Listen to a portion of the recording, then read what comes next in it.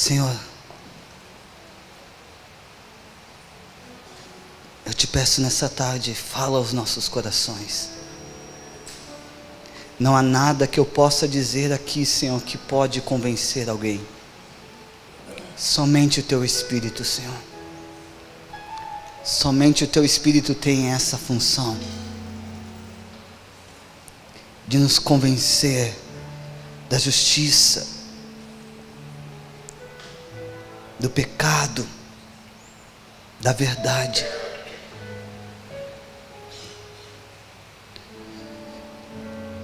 Faz aquilo que Tu queres fazer nessa tarde, Senhor.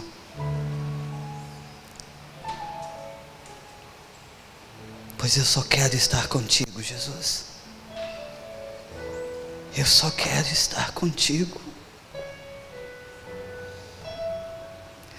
Eu só quero estar contigo, Jesus.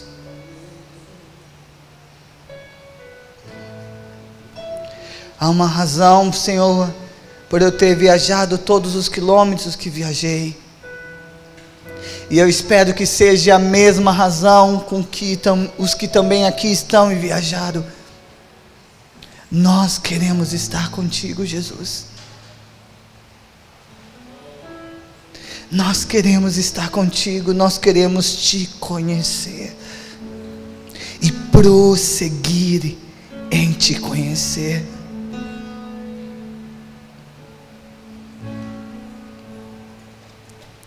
Nós não queremos um relacionamento virtual à distância contigo, Jesus.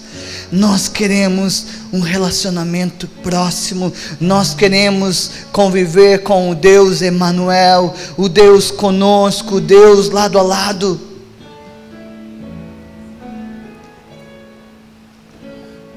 Revela-te a nós, Jesus. Revela-te a nós. Revela-te a nós. Revela-te a nós.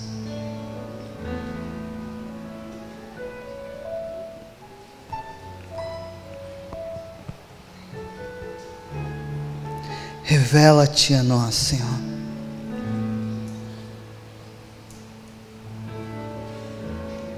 Revela-te a nós.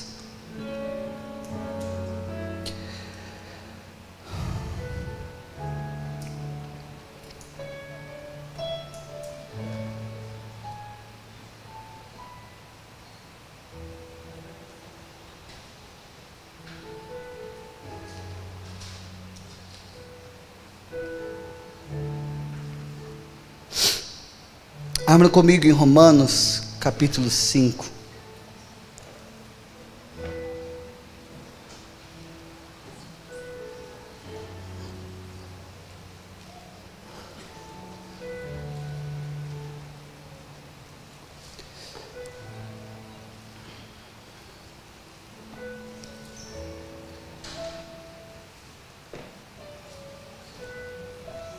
Eu acredito que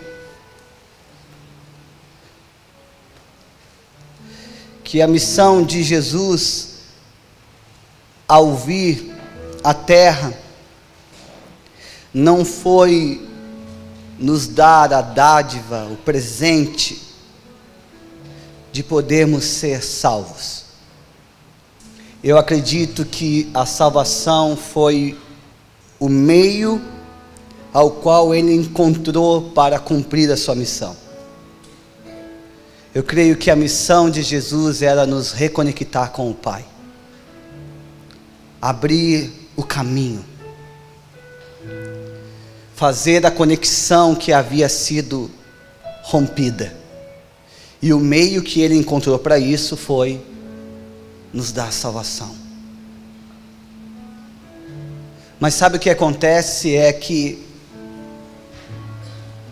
nós temos parado no meio que Jesus encontrou para nos levar ao objetivo, e não temos chegado no objetivo. Nós temos dito: sim, Jesus, eu creio em Ti, vem fazer morada no meu coraçãozinho. Eu reconheço que eu era um pecador, e que Tu és o único Senhor e Salvador da minha vida. Amém. Às vezes, algumas pessoas levam um mês para orar de novo depois dessa oração.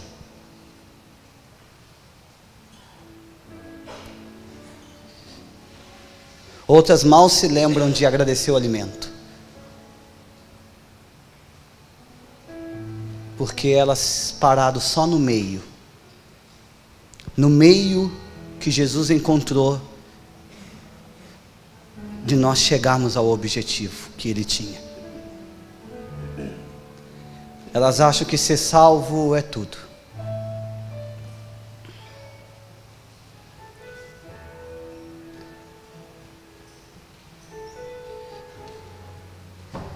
Só que Paulo entendeu por que Jesus veio. E quando ele entendeu, ele fez disso o objetivo de sua vida. Ele entendeu que Jesus tinha vindo para nos reconectar, para nos dar acesso novamente. E então ele não se satisfez em apenas ser salvo, em apenas fazer uma oração para que Jesus morasse no seu coração, e como um passo de mágica, tudo está resolvido.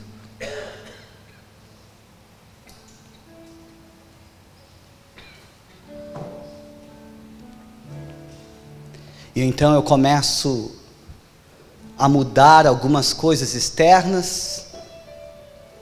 Eu mudo um pouquinho a forma de eu vestir, de eu falar. E agora eu sou salvo.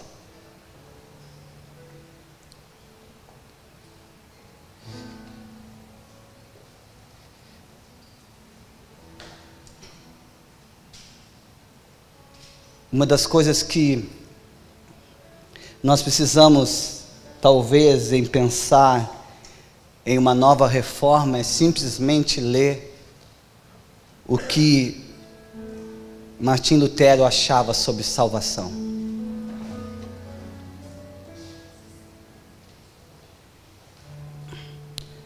Porque ainda impera na igreja que as minhas atitudes externas contribuem para mim ser salvo. As minhas boas obras contribuem para mim ser salvo. E sabe, ele faz uma comparação que eu achei extraordinária, principalmente agora sendo pai. Ele diz assim: é como se nós disséssemos que nós criamos os filhos que geramos no ventre. É como se nós determinássemos: eu quero 2 braços, com tantos dedos, a cor do olho assim, o cabelo assim. Eu não sei quem olhou a foto da minha filha, mas eu não esperava tanta bochecha assim. Eu não pude interferir nisso, entende? Minha única contribuição foi uma semente. A Bíblia diz que quem criou, em Salmos diz, teceu, que Deus fica nos tecendo com suas mãos no ventre das nossas mães. Foi Ele que fez. E quando eu acho que o que eu faço determina alguma coisa, eu estou tentando dizer que eu sou o Criador. E eu não quero me aprofundar tanto nas declarações de Lutero sobre isso, mas dizer que aquilo que você faz determina na sua salvação é o mesmo que dizer que você cria o bebê que está dentro da barriga, que você é capaz disso, que você é o Criador, que você não depende de Deus. Você só precisa seguir a lista de regras que foi deixada. Isso é um grande engano. E é algo que nós precisamos hoje, como igreja, sabe, resgatarmos. E entender que a nossa performance, o que nós fazemos, não nos faz Deus amar mais ou menos, ou merecer a salvação ou não. E talvez se você faz parte da realidade de parceiros na colheita, isso não seja nenhuma novidade que eu estou falando, porque isso é algo que é batido de forma muito clara entre parceiros. Mas também, em nossos dias, também está se tornando muito comum o eu sou salvo e nada mais precisa acontecer. Eu não preciso fazer mais nada, porque Jesus já fez tudo. Alguns foram até longe a ponto de dizer que Jesus já salvou todo mundo, ninguém mais está perdido. Ele morreu por toda a humanidade. E realmente eu não posso fazer nada para me tornar mais salvo ou menos salvo, mais amado ou menos amado, porque Jesus já fez tudo. Mas não há como eu crer que estou salvo e não haver regeneração na minha vida. E para Lutero, salvação é ser regenerado. Se você não está sendo regenerado, você não é salvo.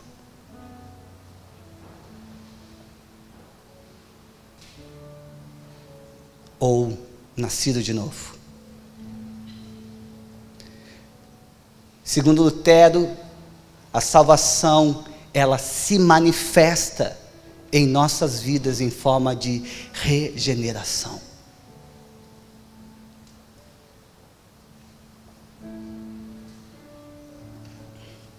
Não depende do que eu faço, mas ela precisa se manifestar em uma nova criatura. Ela precisa manifestar em mim a obra de Jesus, me fazendo me tornar uma nova criatura. Não há como eu ser salvo e eu posso transar com a minha namorada sem problema algum. Isso é prova que não há regeneração. Veja bem, não estou dizendo em cair, eu estou dizendo em não ter problema algum. Não há como eu ser salvo e eu ser um daqueles que é citado lá no finalzinho de Apocalipse. Eu amo a mentira. Você já parou para pensar nesse capítulo? Que ali não diz fornicadores. Diz bem pouquinhas coisas, é 5 na verdade. E das 5 coisas que dizem que não entrarão no reino dos céus, uma se repete. Vocês sabem qual é que se repete? Quem sabe? A mentira. Porque diz assim: os mentirosos não entrarão, e os que amam a mentira. Interessante, não é?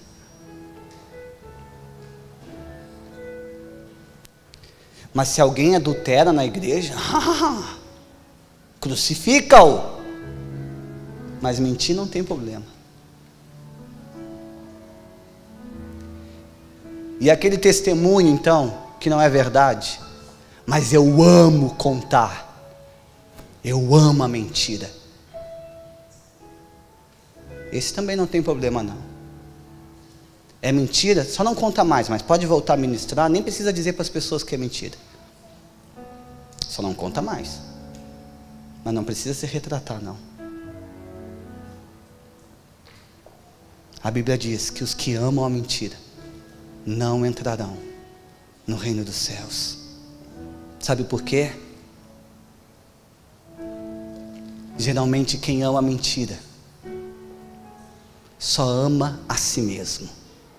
E eles mentem para ser amados, aceitos, aplaudidos e admirados. E a honra e a glória nunca é de Deus, é sempre deles. Mas o adúltero tem que ser crucificado, né? O mentiroso não precisa. Eu creio sim que nós precisamos de uma reforma. E a principal dela é de caráter. Porque se você olhar o histórico da igreja, se você perguntar para os seus avós o que era ser um cristão há 30, 40, 50 anos atrás,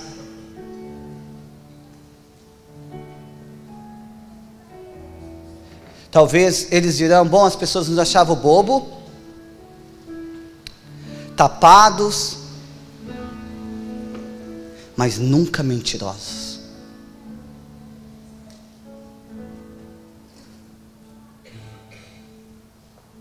As pessoas zombavam de um cristão, mas nunca duvidavam da palavra deles. Será que podemos dizer o mesmo hoje? Ou será que hoje nós não somos mais chacota? Ao contrário, nós somos até legais. Porém a nossa palavra não vale mais um vintém.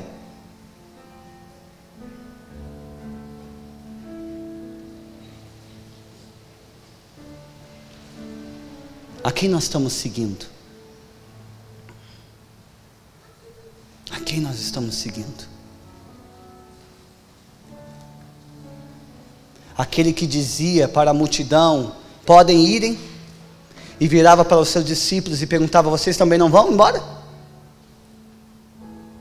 Ou nós somos aqueles que querem a atenção, e a admiração e a aceitação das pessoas, o tempo todo? Aonde nós nos matamos para tirar uma foto perfeita, apenas para ter mais curtidas. Aonde nós manifestamos uma vida mentirosa nas redes sociais, para sermos aceitos por pessoas que não estão nem aí por nós. Mas o adúltero sim, o adúltero tem que ser crucificado. Alguma coisa está errada, porque eu não vi Jesus tratar o fariseu diferente da prostituta, a não ser quando eles não queriam se arrepender.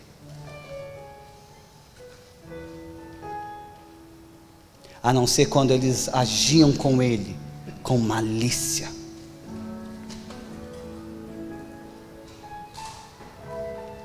Eu não vi Jesus tratar diferente o corrupto do mestre. Ele foi lá jantar na casa de Zaqueu, jantar, almoçar, não me lembro.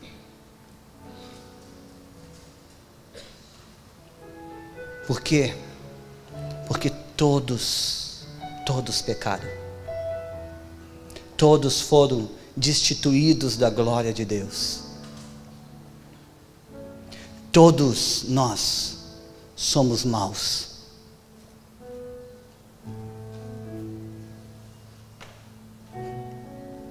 Mas alguns querem que Jesus venha os regenerar. E outros querem apenas que Ele venha nos salvar. E mais do que isso, nos achamos melhores ainda do que os outros. Quando na maioria das vezes somos mais sujos do de quem a gente aponta. Porque eles fazem no engano e nós fazemos com consciência. Eu tive uma palestra de um cristão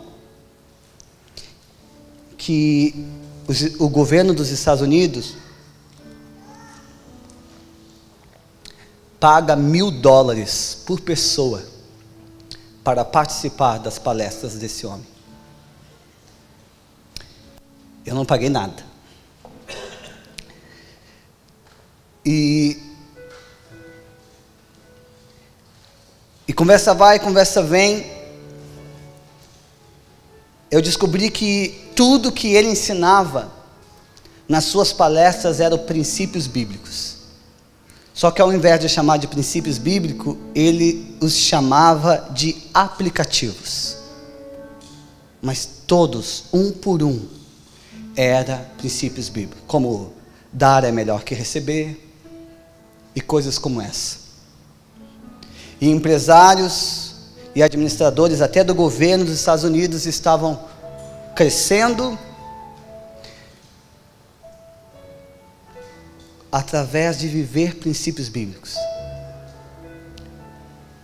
E esse homem, pelo que eu entendi, ele por pouco não se tornou um desigrejado, que nós falamos hoje no fórum, mas ele decidiu não ser nada mais que um membro. Alguém que vai no culto, participe e vai embora. E a declaração que ele fez é que, além por causa do talento que ele tem, dos líderes apenas quererem usá-lo, ele disse assim: o povo cristão é o povo que mais sabe e menos faz. Porque cada princípio que eu ensino para os empresários, eles aplicam um por um, e eles têm resultados extraordinários nas suas vidas, sem aceitarem Jesus.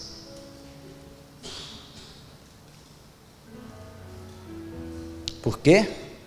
Porque eles estão vivendo a verdade, independente de saber que ela é um princípio ou um aplicativo.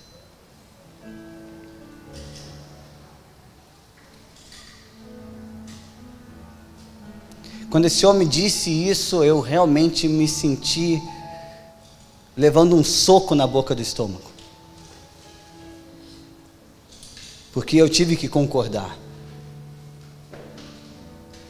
Nós não somos um povo, não mais pelo menos, ignorante, que temos pouca informação e conhecimento. Mas o que nós estamos fazendo com todo esse conhecimento?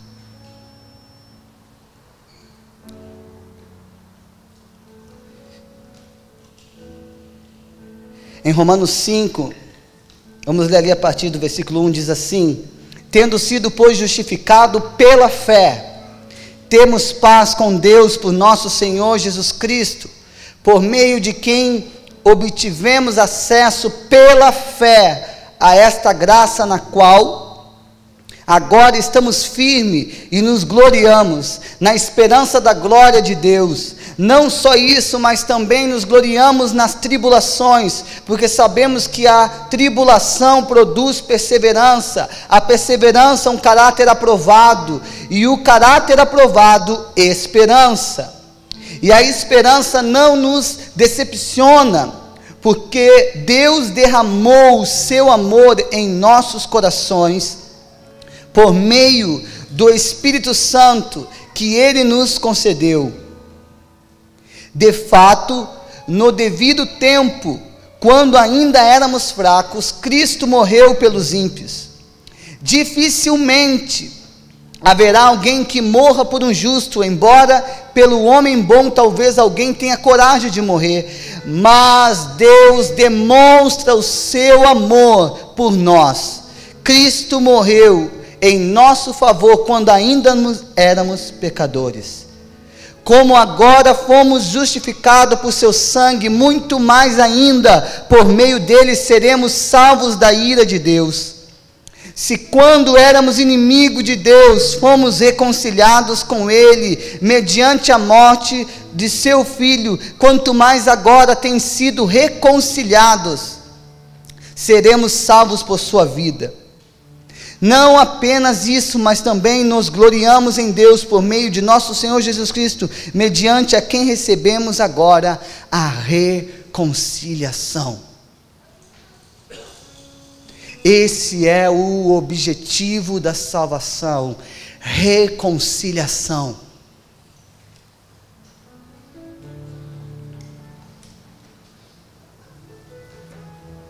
Como Deus prova o amor dele?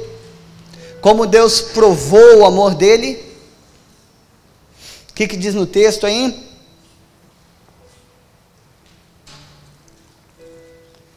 Morrendo por nós, quando ainda éramos pecadores e inimigos de Deus. É assim que Deus prova o amor dele por nós. É assim. Para quê? Para nos reconciliar. E existe algo aqui que eu acho fantástico. É quando ele fala de esperança.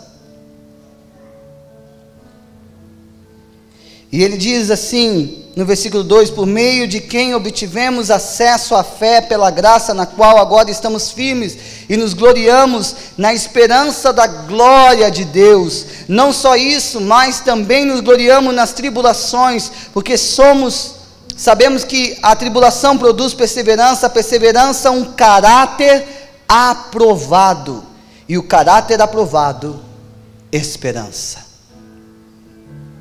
Sim, nós temos uma esperança, e ela se chama Jesus.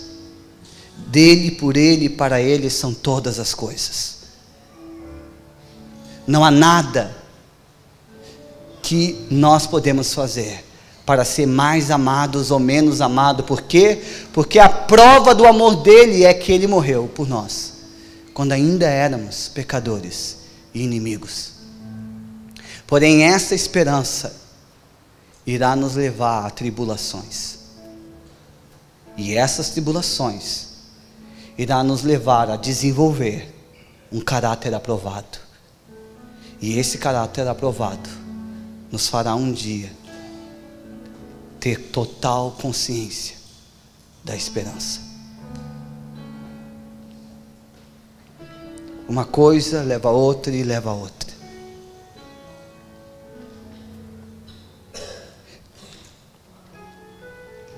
E é interessante porque nós olhamos hoje para a realidade neopentecostal e nós baixamos o pau, realmente malhamos a questão da teologia da prosperidade.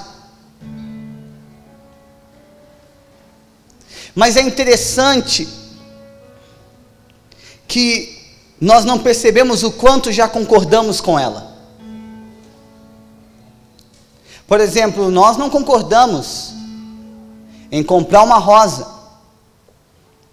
mas quando o meu irmão está passando por uma situação difícil, sabe o que eu digo? Está em pecado. Esse irmão está em pecado. Deus está pesando a mão sobre ele. Ele deixou de fazer algo que deveria ter feito. Sabe o que esse pensamento está conectado? A teologia da prosperidade. Eu faço por merecer. Se eu não faço, pau nele. E aí nós nos colocamos num patamar de superioridade, mas na vida prática, nós vivemos os mesmos valores. E não reconhecemos a graça que Jesus nos alcançou. E aí o que esse tipo de pensamento faz? Ele faz o que eu estava dizendo antes. O adúltero crucifica-o. O mentiroso apenas pede para ele maneirar.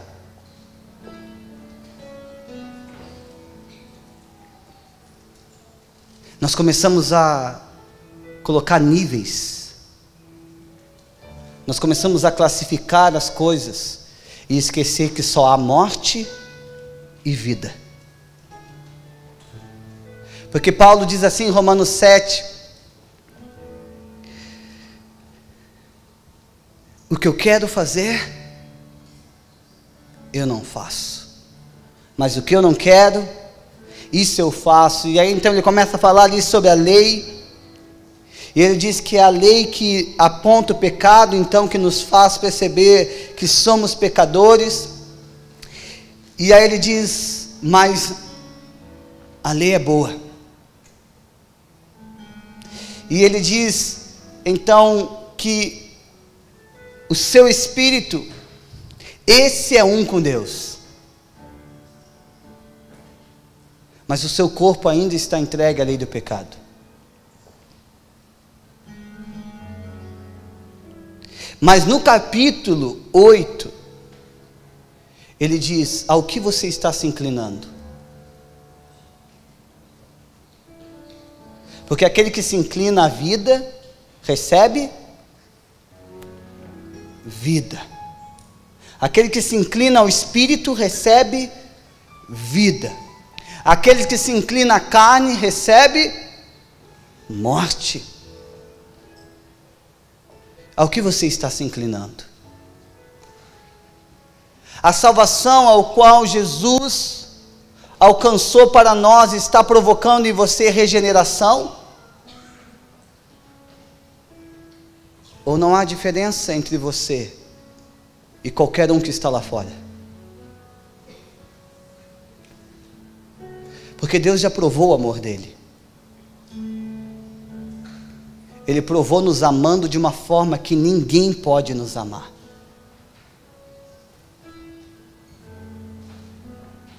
É como se ele estivesse dizendo, eu provei meu amor de uma forma que vocês não conseguem nem entender, que seria como vocês morrer pela pessoa que você mais detesta. Entende? Tipo assim, você fazia parte da época de Hitler e alguém aponta um revólver para o Hitler e você corre e se joga na frente e morre no lugar dele.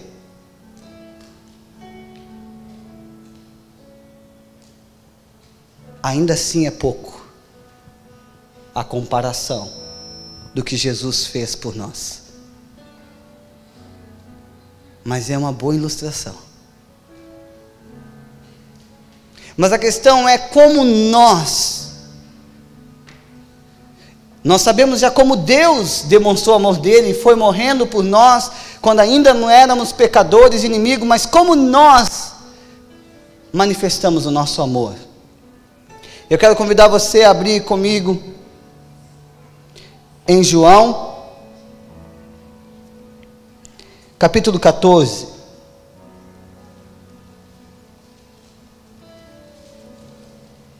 João 14.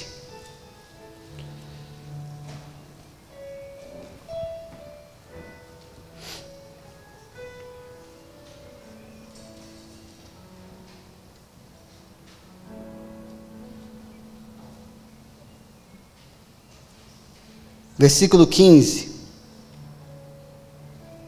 Se vocês me amam, obedecerão aos meus mandamentos. E eu pedirei ao Pai, e Ele dará a vocês outro Consolador, para estar com vocês para sempre, o Espírito da verdade.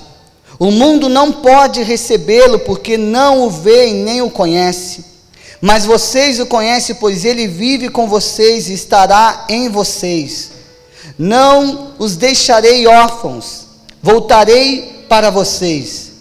Dentro de pouco tempo o mundo não me verá mais, vocês porém me verão, porque eu vivo, vocês também viverão. como nós demonstramos o nosso amor a Deus? Como?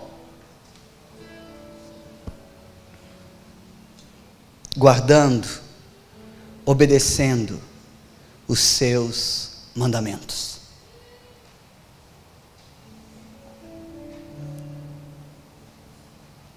Tem uma outra forma que, agora não Jesus, mas o apóstolo João fala em 1 João, vamos ver em 1 João.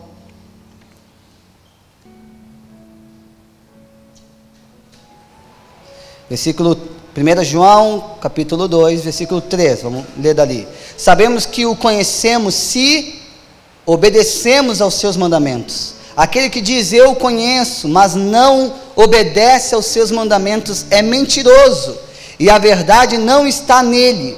Mas se alguém obedece a sua palavra, nele verdadeiramente o amor de Deus está aperfeiçoado. Desta forma sabemos que estamos nele. Aquele que afirma que permanece nele deve andar como ele andou.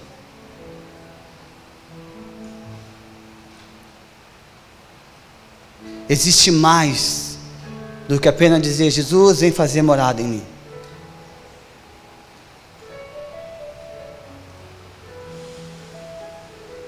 Jesus não veio oferecer um mundo de fábulas, aonde ele transforma a abóbora em carruagem da noite para o dia. Sabe o que ele veio nos ensinar? Que depois que ele abriu o caminho, e nós o encontramos, começa uma boa obra, que ele há de terminar. Ele, não você. Ele chama você e eu de sua boa obra.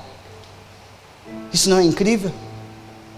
Não sei se você é tão confiante, mas nem sempre eu consigo olhar para mim e dizer: eu sou uma boa obra de Jesus. Mas sabe o que é engraçado? Nós vemos Deus criando todas as coisas, e Ele diz assim, Ele cria o céu, a terra e diz: isso é bom. Talvez você não ache, mas Deus acha. Ele cria os animais e diz: isso é bom. Ele cria as árvores e ele diz: isso é bom. Ele cria os peixes do mar e ele diz: isso é bom. E por última coisa, o que ele cria? O homem, a humanidade. E aí ele não diz que é bom. Você sabia disso? Você sabe o que ele diz? Muito bom. Deus chama tudo na terra de bom, mas quando Ele criou você e eu, Ele diz: muito bom. É muito bom isso que eu fiz. Só que aí veio a queda. E em Gênesis 3, a solução para a queda já foi citada, e diz: da sua semente, da semente da mulher, virá aquele que pisará na cabeça da serpente. Estava já profetizando o Filho do Homem, Jesus. E então ele veio, e a Bíblia diz que ele venceu o pecado. Ele venceu a morte. E um dia nós vamos chegar à plenitude disso. Mas nós já podemos andar nessa obra hoje. A questão é que para isso nós precisamos conhecê-lo. E nós estamos tão ocupados ou tão distraídos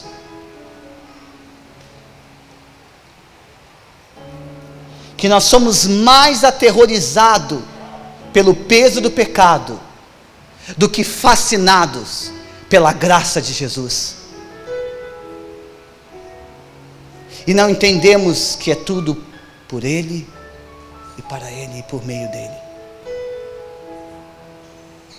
Nós ainda estamos tentando santificar a nós mesmos. Nós ainda achamos que a salvação tem uma parcela nossa. E não que nós somos a muito boa criação dele. A boa obra que ele há de terminar em nós.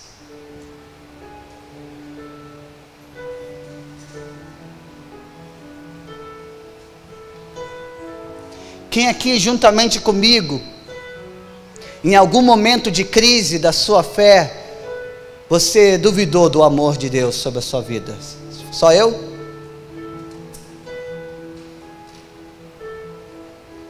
Sabe por que nós pensamos isso? Porque nós estamos correndo atrás de conhecer algo que não é Ele.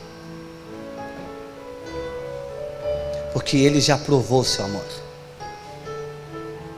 E Ele provou morrendo quando você era inimigo dEle. É por isso que você, quando conhece Jesus e diz: Jesus, eu te amo, você fica completamente fascinado pelo amor dEle. E você começa a ver muitas coisas acontecer na sua vida, e Ele fala muito. Você já percebeu que Jesus fala muito no início da conversão das pessoas? Ele interage muito. Parece que depois vai diminuindo um pouco.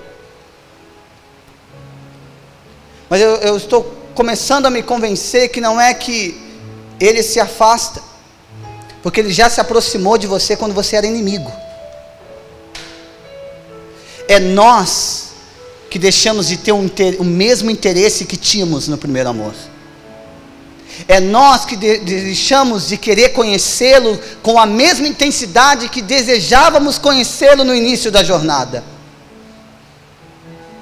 Então Ele não se revela, não é porque Ele não quer, porque nós não queremos. Estamos distraídos ou ocupados com outras coisas. E é por isso que Jesus diz para Marta: ah, Marta, Marta, os teus muitos afazeres estão te distraindo.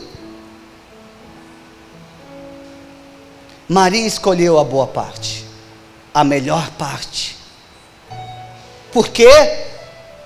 Porque Maria sacou que não estava um homem qualquer na sua casa, estava um mestre dos mestres, estava aquele ao qual agora deveria ser o alvo da sua vida.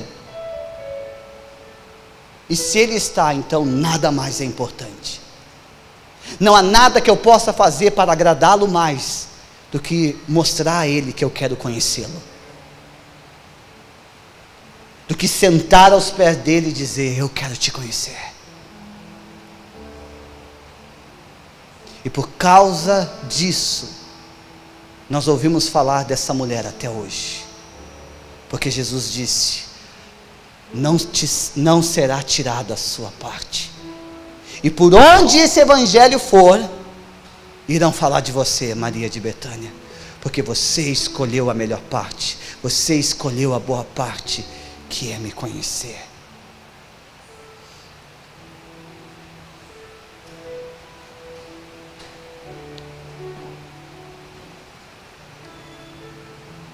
E sabe por quê? A salvação, ela não depende de boas obras,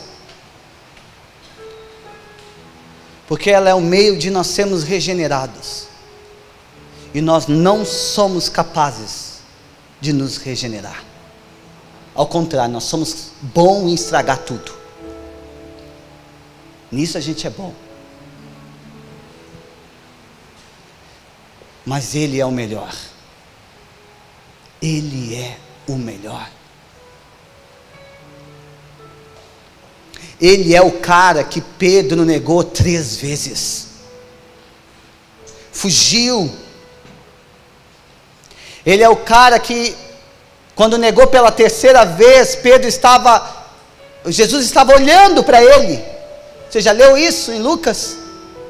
Quando Pedro negou Jesus pela terceira vez, Jesus estava olhando para ele, e Pedro percebe que Jesus estava olhando para ele. A palavra diz que ele sai correndo e vai chorar num campo.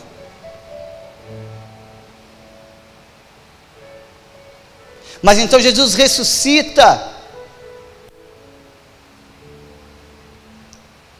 e Pedro voltou às velhas práticas. Lembra o que ele voltou a fazer? Voltou a pescar. A esperança se foi. Pisei na bola, com o único cara que eu não podia pisar na bola. E então um homem novamente, de uma forma semelhante, pergunta na beira da praia: e aí, pegaram peixe hoje? Nada. Então joga a rede aí de tal lado. E eu imagino eles pensando: eu estou tendo um déjà vu?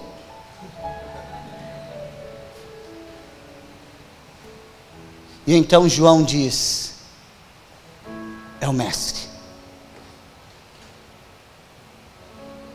E aí eu descobri que Pedro gostava de se bronzear, porque ele não estava vestido. Eu não sei se você percebeu isso. Pedro pescava e se bronzeava ao mesmo tempo, que a Bíblia diz que ele vestiu a túnica para se jogar na água, né? Você faz o contrário, você tira a túnica e se joga na água. Pedro, como era na contramão, ele fez o inverso. E então ele se joga. E eu acho essa atitude de Pedro incrível. Sabe por quê? Porque por muitos anos eu acreditei que eu podia contribuir com a minha salvação. Eu achei que parte dela dependia de mim. Então toda vez que eu errava, eu corria na direção contrária de Jesus. Mas não é o que Pedro faz. Pedro se joga na água e não foge de Jesus, ele corre para Jesus.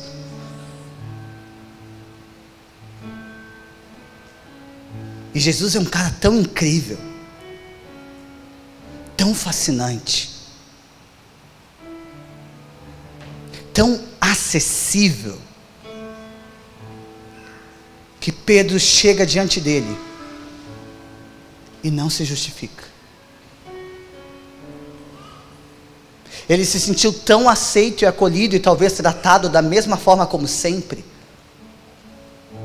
Porque sabe, eu chego a pensar isso, que talvez Pedro se jogou na água pensando: eu vou lá dizer para ele que não é da verdade o que eu disse, não era a verdade do meu coração. Mas eu acho que Jesus tratou ele de uma forma tão natural, como sempre o tratou,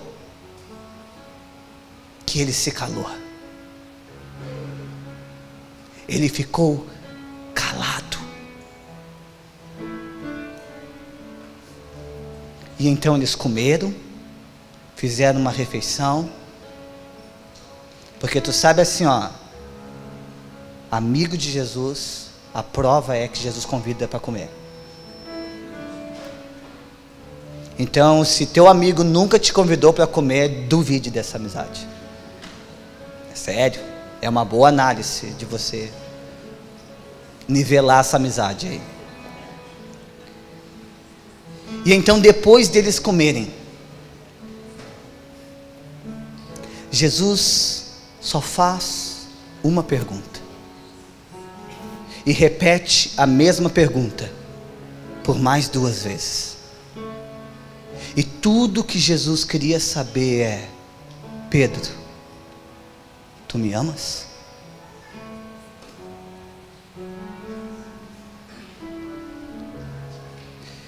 E Pedro diz: sim, Senhor, eu te amo.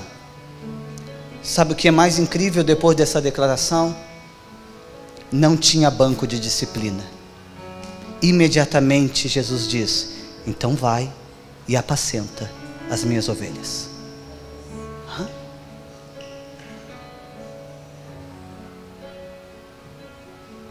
E mais uma vez Jesus diz: Pedro, tu me amas? E Pedro disse: sim, tu sabes que eu te amo. E então ele diz: então vai e pastoreie as minhas ovelhas.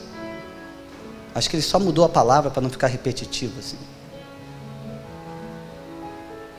E então pela terceira vez, e uma das coisas que eu gosto de crer, que era que Jesus, assim como Pedro negou por 3 vezes, Jesus deu a oportunidade de Pedro olhar nos olhos dele e poder dizer o quanto ele o amava.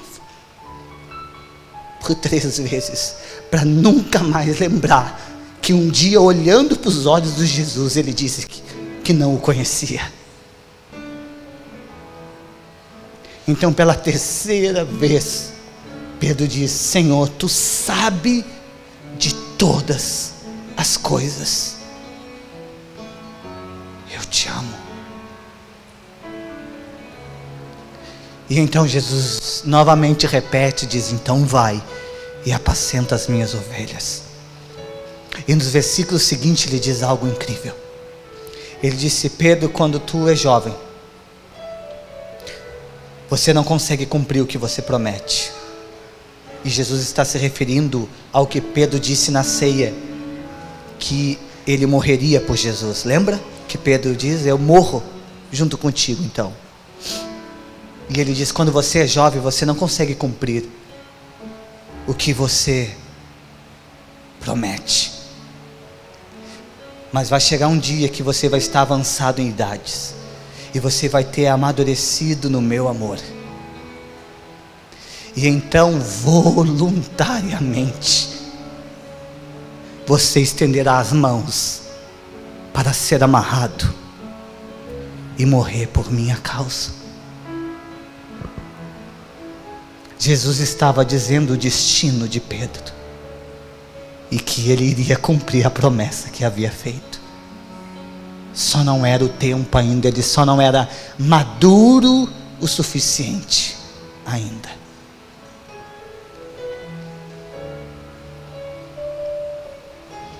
Sabe o que isso fez? Isso começou um processo de regeneração na vida de Pedro, até que então ele conseguiu cumprir a sua promessa.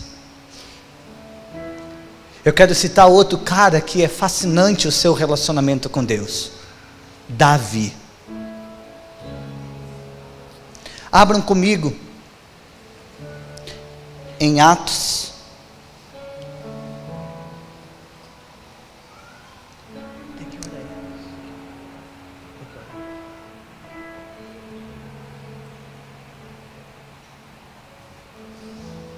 Em Atos,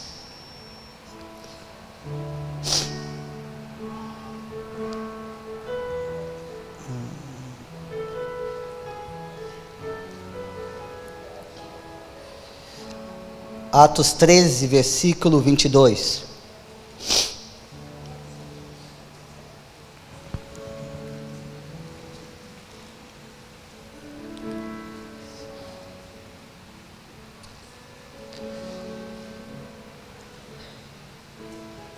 E diz assim: e tendo tirado a este,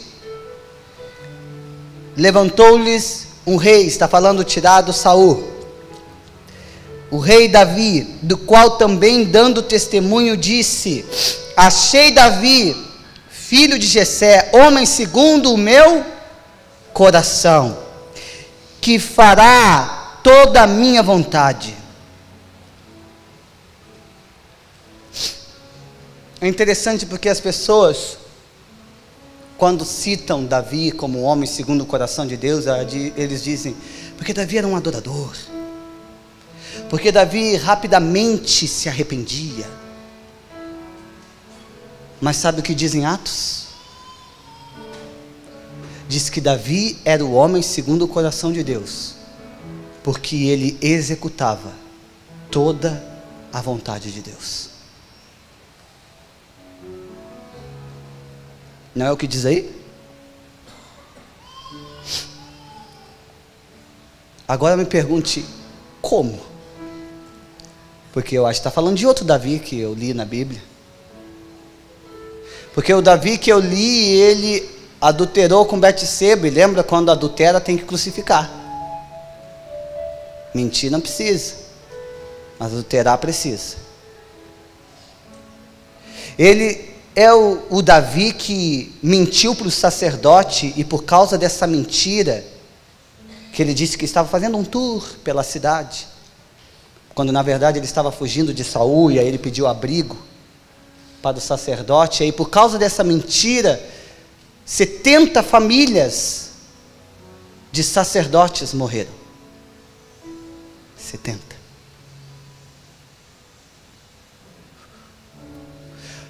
E é o Davi que a sua filha foi abusada e ele não fez simplesmente nada.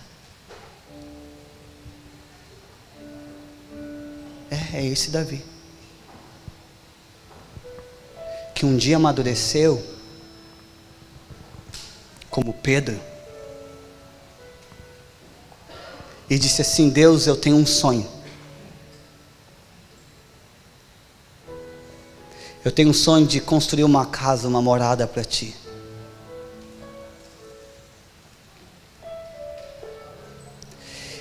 Sabe, e Deus já tinha restaurado a vida deles em todas as áreas, ao qual eu citei aqui, mas faltava uma. Nenhum filho de Davi havia se vingado. Se vingado, eu quis dizer, tinha dado fruto. Vingado, eu quis dizer. E então existe algo que eu acho fantástico e que me fascina em Deus, porque Deus diz assim.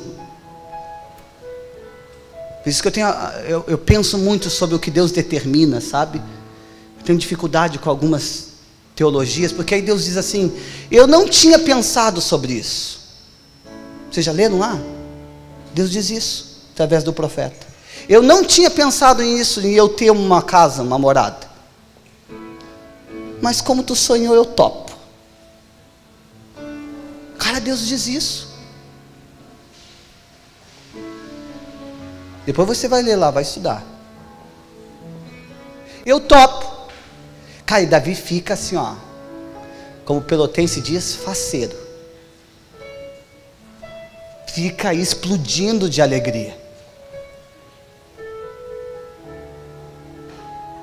E é esse Deus que gosta de nos fascinar e nos interagir conosco, e que nós venhamos a conhecê-lo. No outro dia mudou de ideia. Você já viu? Não é? No outro dia o profeta volta e diz assim: lembra que Deus disse legal, não era ideia dele, mas topava realizar o teu sonho, te autorizava? Lembra? Mudou de ideia. Ele diz agora que não vai ser tu que vai fazer, quem vai fazer é o seu filho. Ai, ai, ai. Mas Davi não conseguiu instruir nenhum dos filhos. Mas agora, para o seu grande sonho se tornar uma realidade, ele ia precisar. E então Deus restaura, através do maior sonho de Davi, a última coisa que faltava. E ele regenera Davi como um pai. Porque salvação não é apenas dizer: Jesus, eu acredito em ti. É ser regenerado. E então o pai negligente agora se tornou o pai discipulador, e preparou Salomão para realizar o seu maior sonho: construir uma morada para Deus, aqui na terra como é no céu. E se você ler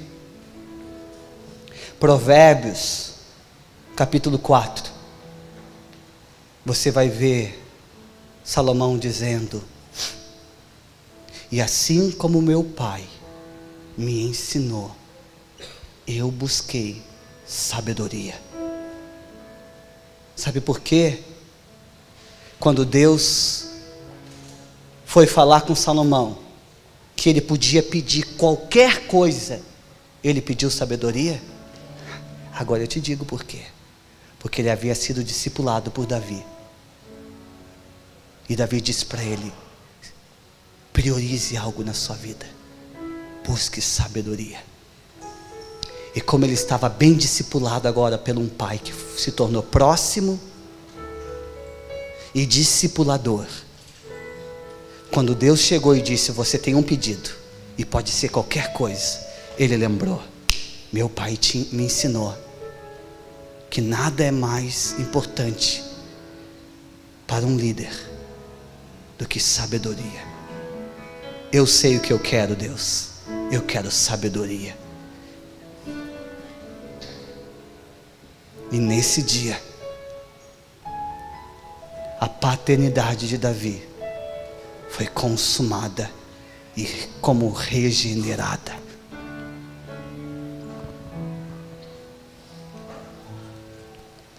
Uma das coisas que nós precisamos entender é: somos salvos para quê mesmo? Será que eu amo os mandamentos? Porque é assim que Deus se sente amado. Será que eu vivo como Jesus viveu? Porque é assim que é provado que há amor em mim.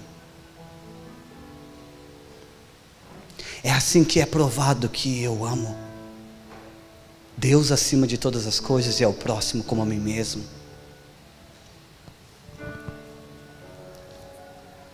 Em Gálatas diz que a fé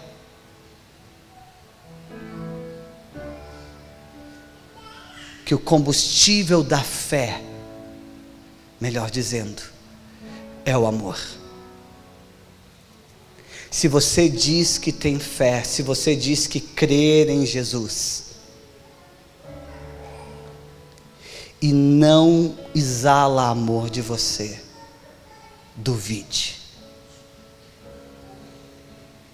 Porque 1 João capítulo 4 diz: se você ama, Deus está em você e você está nele. Então se você não ama, então Deus não está em você e você não está nele.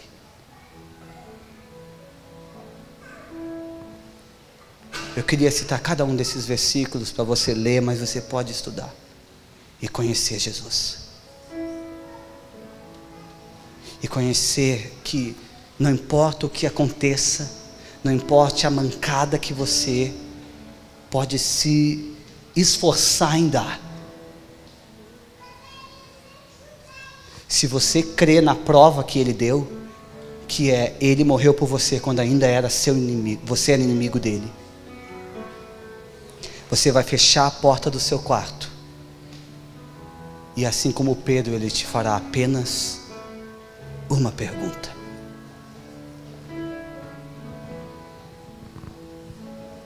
mas a prova de você amá-lo é amar os seus mandamentos, é viver como Jesus viveu, amando o Pai acima de todas as coisas e ao próximo como a si mesmo. E Jesus ainda diz, depois dele falar sobre o grande mandamento, ele ainda diz mais adiante: ame ao seu próximo como eu vos amei. Excedeu. Já não é muito fácil a gente amar as pessoas como a gente ama a gente. E aí Jesus ainda diz isso depois: ama o seu próximo como eu vos amei. É teu inimigo? Ame. Porque um dia você também já foi meu inimigo e eu te amei. Não há como você dizer que você crê em Jesus e você não ama os mandamentos dele. E o sermão do monte na sua vida é algo completamente irrelevante. Porque a salvação não depende de obras, mas ela é regeneração. ela é regeneração. Então não depende do que eu vou fazer, mas depende do que eu vou me tornar. E a minha pergunta para vocês nessa tarde, mediante essa declaração que Lutero fez há 500 anos atrás, em quem você está se tornando? Em quem você está se tornando? A regeneração da salvação na sua vida está fazendo você se tornar em quem?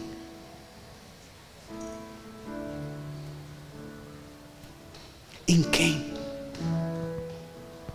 A sua vida se parece com quem? Porque nós acabamos de ler em 1 João que aqueles que amam a Deus, a vida deles se parece com a de Jesus. E como eu vou saber como Jesus viveu? Pela sua palavra e pela minha busca de conhecê-lo. Eu creio muito no princípio, a banda pode subir, no princípio que Salmos 115:8 ensina, que diz assim: o adorador torna-se igual ao adorado. Você já viu que algumas pessoas adoram tanto um cantor que eles chegam a se tornar até meio parecido com eles? Ou fazem coisas para se tornar parecido? É uma lei espiritual.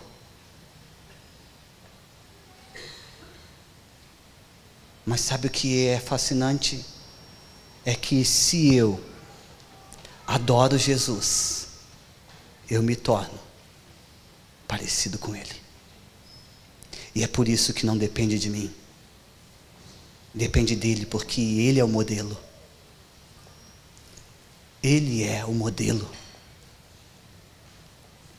E assim como eu começo a andar com um amigo e eu pego cacuetes dele, eu já tive uma amiga que ela chamava tudo de bagulho. E eu comecei a andar tanto com ela, porque era colega de aula, então, todos os dias a gente estava junto, que eu comecei a chamar tudo de bagulho. Até que meu pai brigou tanto comigo em relação a isso que eu parei de falar. Por quê? Porque é uma lei natural. Nós nos tornamos parecido com quem nós nos relacionamos. É uma questão de identificação natural que Deus colocou em nós. E é por isso que Ele nos chama por um relacionamento. E não para cumprir as regras. É por isso que Ele diz: vem me conhecer. É por isso que quando Ele parou Paulo mudou o seu alvo de vida, e agora não era mais tentar provar para Deus o quanto ele era zeloso e que ele iria matar todo mundo que blasfemasse contra esse Deus. Porque você já parou para pensar que a motivação de Paulo era boa? Ele queria exterminar com os cristãos, porque agora os cristãos estavam dizendo que não era apenas um único Deus, era 3. Então, no seu zelo imaturo, ele estava matando todos os cristãos, até que Jesus se revelou a ele. E então agora o alvo da sua vida não era mais tentar provar para Deus o quão zeloso ele era, mas era conhecer esse Deus, que mesmo ele matando e perseguindo ele, se manifestava em amor a ele. Porque Jesus não disse assim: Pedro, Paulo, por que tu persegues a minha igreja? Foi isso que Jesus disse para ele? Não, Jesus disse para Saulo, quer dizer, por que tu me persegues? Não é? Por que tu me persegue? Porque de repente você no corpo é o dedinho, entendeu? Mas você é o corpo de Cristo. E quando alguém se levanta contra o corpo de Cristo, não importa que seja um dedinho cheio de furunco, é o dedinho do corpo de Cristo. Porque como nós dissemos hoje à tarde, a igreja de Atos não tinha nada de perfeita. Havia homens lascivos, mentirosos, enganadores no meio dela. Mas era a igreja de Jesus. Era o corpo de Cristo. E ele diz: por que tu me persegues? Porque Saulo estava perseguindo o corpo de Cristo. E talvez você seja o dedinho cheio de furunco. Mas Ele quer te regenerar. E só Ele tem poder para fazer isso. E sabe como Ele gosta de fazer isso? Num relacionamento de intimidade. E então Ele começa a nos fascinar. Você já parou para pensar que Jesus podia só ter se mostrado para Paulo, e Paulo nunca ia duvidar? Mas ele ainda falou, ainda o cegou, ainda fez um profeta encontrar ele sem ninguém saber o que tinha acontecido com ele. E esse profeta vem e libera uma palavra sobre Paulo, e ele diz assim: Deus te escolheu para ser um vaso de honra, e você irá pregar para judeus, para gentios e para reis, e serás um sacrifício, padecerá por causa do meu nome. E aqui está algo que nós precisamos de uma reforma. Sim, nós não podemos fazer obra alguma para merecer a salvação. Porém, Ele não morreu não pelo pecado de toda a humanidade, e ninguém precisa se arrepender. Isso é engano. Isso é mentira. O universalismo é mentira, é engano. E nós precisamos dizer não. Nós precisamos sim nos arrepender. Nós precisamos sim reconhecer o que Ele fez. E nós precisamos entender que agora eu preciso me tornar íntimo, para eu me tornar uma noiva sem ruga, sem mancha e sem mácula. Que a graça dele não é barata, ou me dá liberdade, como Paulo diz, para mim realizar os meus desejos carnais. Ao contrário, a graça que Jesus alcançou para nós, ela me capacita para a santificação, porque eu nunca serei capaz de santificar a mim mesmo. Eu vi um grande líder da nossa nação, que poderia ter sido o ícone da igreja brasileira,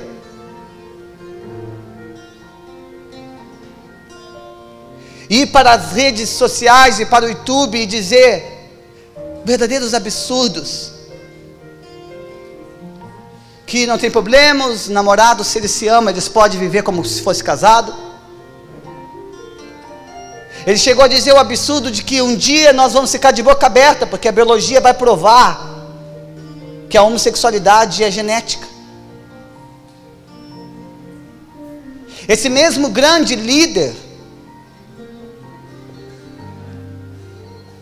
que malha a igreja e os líderes o tempo todo, porque é muito fácil fazer isso quando se está de fora.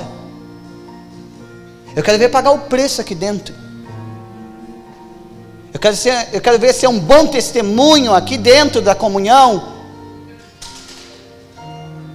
Eu quero ver as pessoas não olharem só para o que eu estou falando na internet, mas olharem para a minha vida e dizer: se parece com Jesus.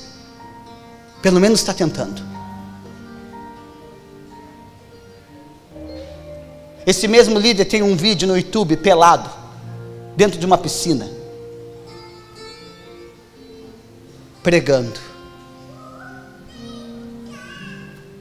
um homem de mais de 50 anos, acredito, me pagando um mico desse. Por quê? E eu quero encerrar aqui. Porque se ofendeu. Porque caiu em adultério.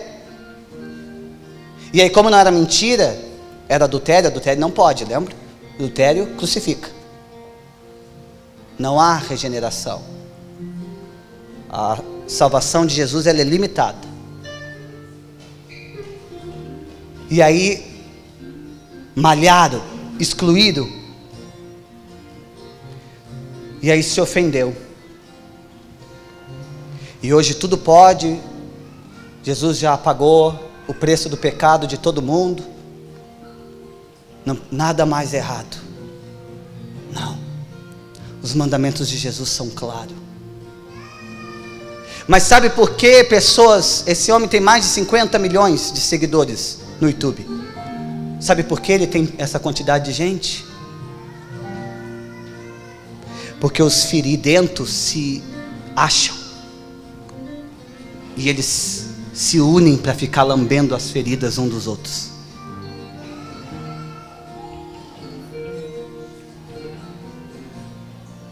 E eles preferem colocar a culpa nos outros do que assumir a sua parcela de responsabilidade.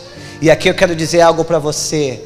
Quem diz que ama e não assume responsabilidades é mentira. Porque no dia a dia nós vamos ver o amor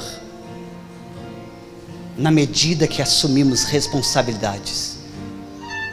Quando começamos a fazer coisas que nós não queríamos fazer e não gostávamos de fazer, mas como eu assumi uma aliança, agora eu faço.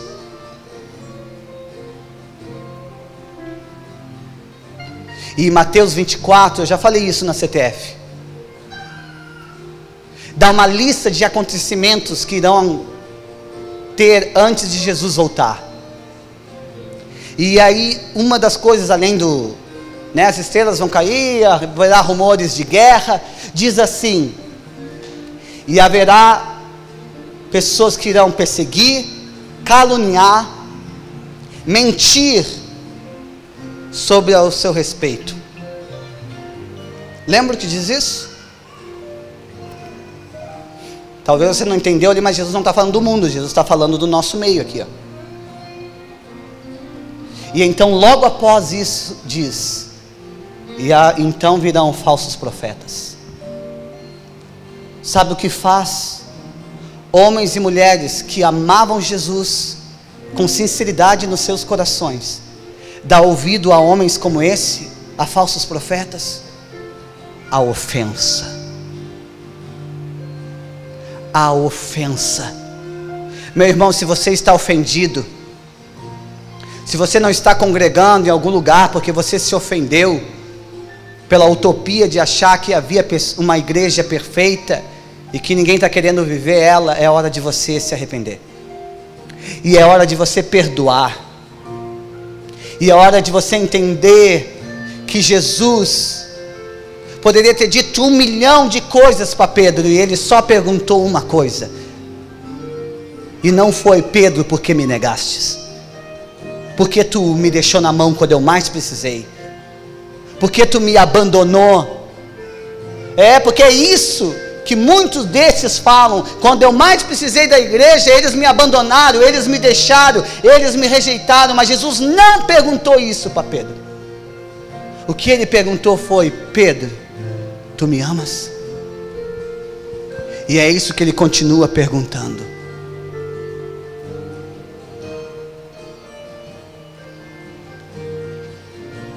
E eu creio que é isso que importa para ele. Mas se eu amo, eu preciso ter compromisso.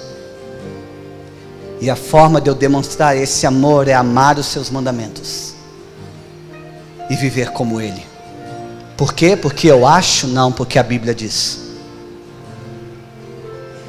E eu estou decidindo uma coisa: eu não quero interpretar mais do que viver aquilo que está sendo dito de forma muito clara aqui. Como bem-aventurados são os pacificadores. Então eu vou parar de botar lenha na fogueira. Bem-aventurados são os mansos. então eu vou parar de querer ter sempre a razão. Bem-aventurados que são perseguidos por causa do meu nome, então eu vou parar de me achar injustiçado toda vez que alguém me perseguir por causa da minha fé, e eu vou matar no osso do peito e vou dizer: para que tu receba a glória, Cordeiro de Deus. Eu morro para mim mesmo, eu morro para minha imagem, porque nós temos esquecido que Deus disse em Romanos, o que Paulo disse que Deus disse através de Paulo em Romanos 5, que a esperança nos leva a tribulações, mas as tribulações vão nos gerar um caráter aprovado, e o caráter aprovado nos levará de volta à esperança.